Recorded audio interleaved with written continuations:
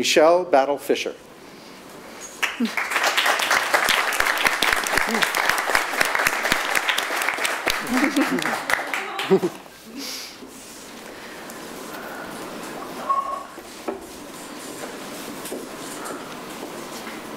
Behind door number 2. Same photograph.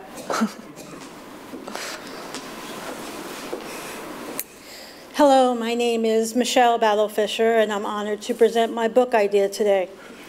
I think we're all becoming cyborgs to one extent or another. I think it's sneakers or glasses or contact lenses and smartphones. It's just a question of time that we all start incorporating technology into our bodies. I'd like to introduce you to Rob Spence. He's the source of the quote from the upcoming documentary Transhuman: Biohackers and Immortalists. He's better known as Eyeborg, and Eyeborg is a hacked cyborg. That's difficult to say. He lost his eye by traumatic injury as a child, and he did try medical interventions, but they were unsuccessful.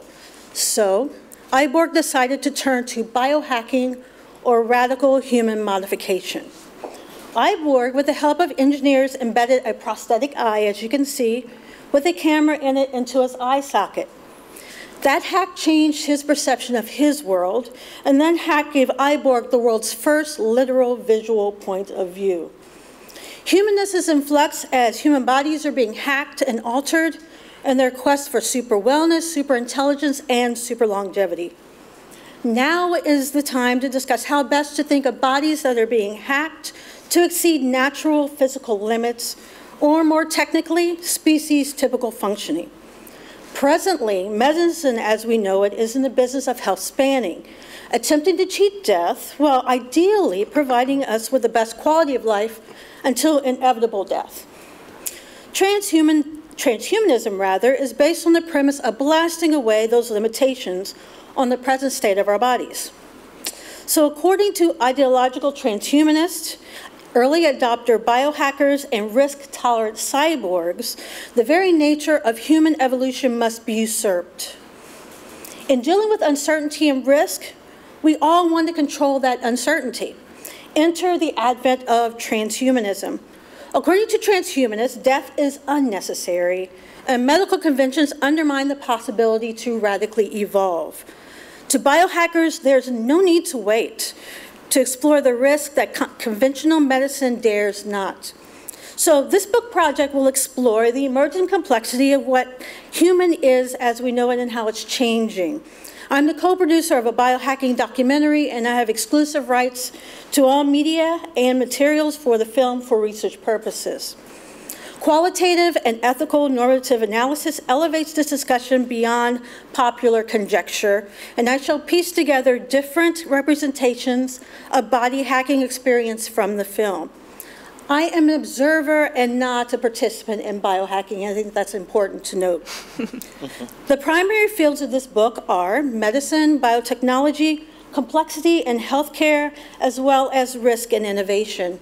Now, in terms of readership, I imagine followers of innovation, complexity sciences, health care, as well as perhaps transhumanists, and also the viewers of the documentary are the most probable audiences.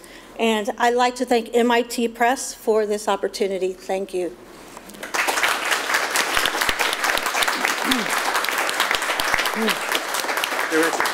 Thank you, Michelle. For each of the contestants, I forgot to say there's a 3-minute limit. She went over.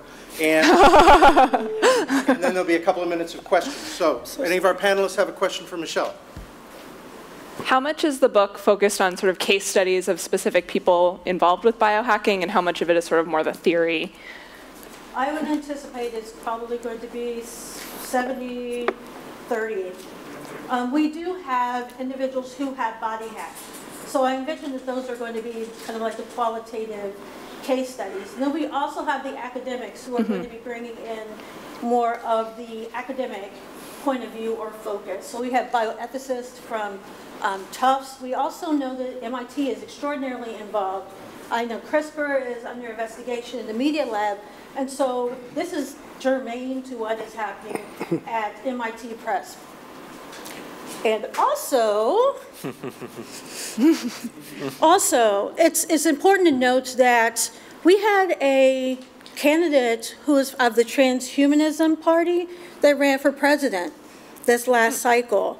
So this is something that's not going away, and it's something I think really needs to be discussed.